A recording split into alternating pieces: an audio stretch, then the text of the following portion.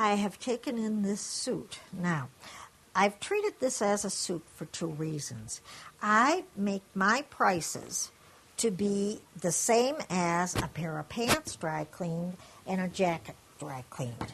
So I can put them together if you have a two-piece jacket and they don't quite match, or if they're a complete suit.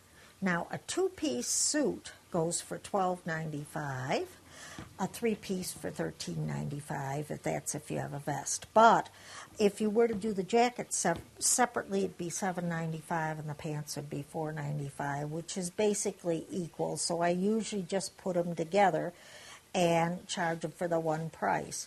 I try to charge people the least for the garments. Being a small cleaner, I don't want them to think that I'm making a mint on them, and I definitely am not. But I want them to feel they have the hometown service here. Now, I would get my tickets. I have my tickets here, and then I would have had any spots on it. Would put the spotting ticket on it, and I have to then put the ticket on the main slip, so I can put the ticket on the slip as I did before here. And if I staple, I can staple or pin. I actually found the gun I sometimes use here. I sometimes use the guns that they use in marking things.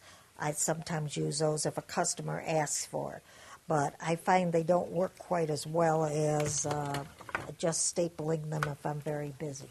And a lot of my customers don't care. I would never staple a garment on the outside.